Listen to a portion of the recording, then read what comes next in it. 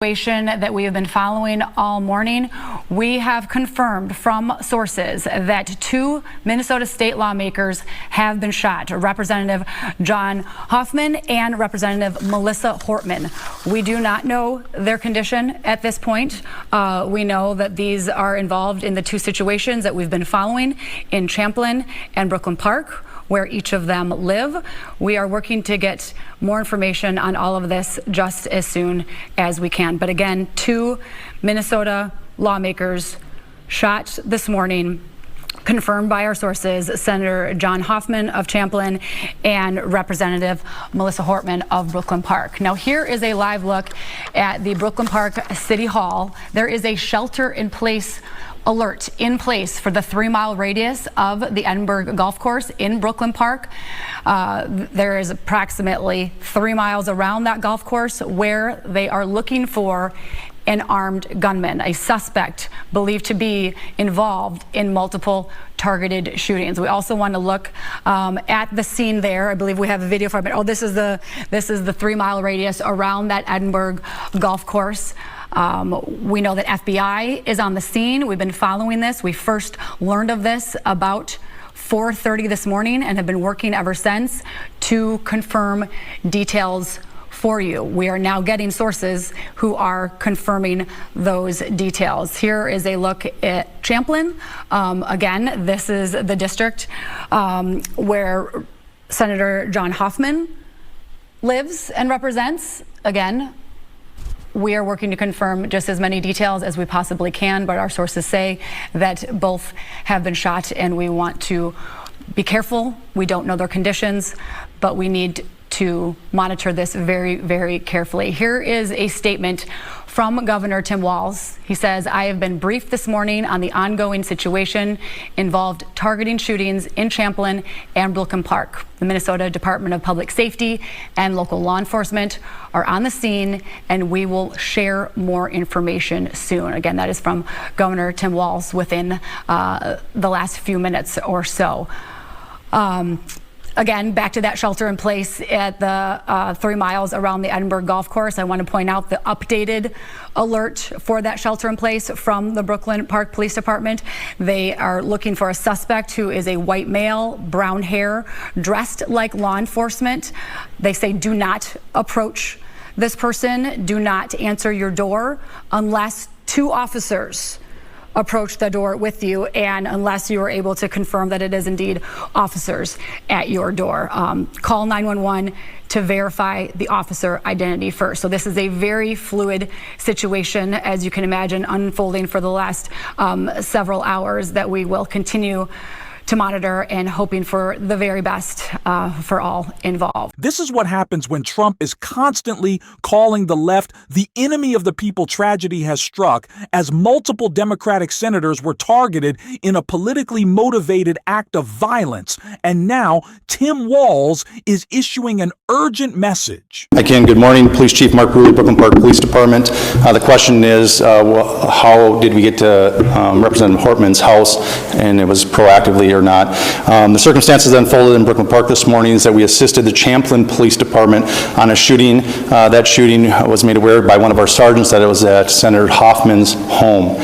In hearing that very intuitive sergeant asked our officers to go check on Melissa Hortman's home, a representative that lives in our community, just proactively as due diligence to swing by. That police officer and his partner pulled down the street. When they arrived at Melissa's house, they noticed that there was a police vehicle in the driveway with the lights, emergency lights on, and what appeared to be a police officer at the door coming out of the house. When our officers confronted him, the individual immediately fired upon the officers, who exchanged gunfire, and the suspect retreated back into the home. Was this an actual police officer or an impersonating police officer? Yes, the question is, was it a real person or a person impersonating a police officer? It was not a real police officer. This is somebody that clearly had been impersonating a police officer, again, using the trust of this badge and this uniform to manipulate their way into the home. So Chief Early, Janet Shortle, Pier 11, the person not only was wearing a badge, posing as a police officer, when they approached their victims, they had a car with lights and sirens? Yes, the question is what kind of vehicle, how were they dressed? They did drive a vehicle that looked exactly like an SUV squad car. It was equipped with lights, emergency lights that looked exactly like a police vehicle. And yes, they were wearing a vest with taser, other equipment that would, a badge very similar to mine, that no question if they were in this room, you would assume that they are a police officer. Chief Relay Officer with WCCO News, can you describe the moments after that played out? You said the person went into the home, and then can you help us understand the next 10, 15 minutes of how we got to the point we're at now?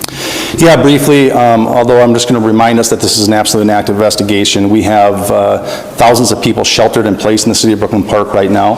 We are in an extensive manhunt involving hundreds and hundreds of police officers and SWAT teams searching, gridding off areas as we believe confidently the suspect had fled out the back of the house after being confronted by the police. Very briefly, after the officers had exchanged gunfire and the suspect retreated into Melissa's home, they immediately went up to the threshold and looked in and seen a male that was down, clearly had been struck by gunfire. They made limited penetration, grabbed a hold of the male and drug him out to safety to attempt first aid. However, he was pronounced dead shortly after that. At that point, the officers surrounded the house, got additional resources and SWAT resources, and then ultimately went in with a drone identifying a female in the home. And now, Tim Walz has issued an urgent message after Minnesota lawmakers were targeted by this vicious attack. Take a look. Officials who will share with you what they can as up-to-minute update on the situation here in Minnesota. You're going to be joined by Commissioner Bob Jacobson, BCA Superintendent Drew Evans, State Patrol Colonel Christina Bogoyevich, Champlain Park Police Chief Snyder, and Brooklyn Park Police Chief Mark Bruley, as well as the Mayor of Brooklyn Park. We're here today because an unspeakable tragedy has unfolded in Minnesota. My good friend and colleague, Speaker Melissa Hortman, and her husband Mark were shot and killed early this morning in what appears to be a politically motivated assassination. Our state lost a great leader, and I lost a dearest of friends. Speaker Hortman was someone who served the people of Minnesota with grace, compassion, humor, and a sense of service. She was a formidable public servant, a fixture and a giant in Minnesota. She woke up every day determined to make this state a better place. She is irreplaceable, and we've been missed by so many. Minnesota's thoughts and prayers are with her family, her loved ones, her children, and her parents. My prayers also go out to State Senator John Hoffman and his wife Yvette, who were each shot multiple times. The Hoffmans are out of surgery at this time and receiving care, and we are cautiously optimistic they will survive this assassination attempt. This was an act of targeted political violence. Peaceful discourse is the foundation of our democracy. We don't settle our differences with violence or at gunpoint.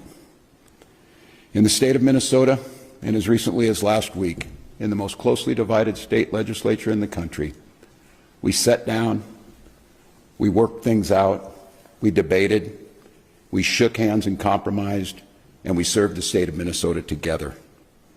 We proved that it's possible, even in these politically charged times, to find compromise and adhere to the principles of democracy and civil discourse.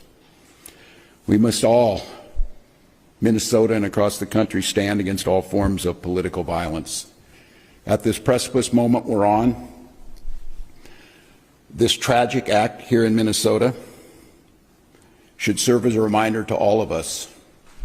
The democracy and the debates in the halls of Congress, in state houses, in school boards, is a way to settle our differences peacefully and move society to a better place.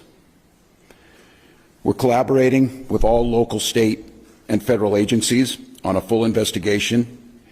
We're committed to keeping Minnesotans informed as the situation continues.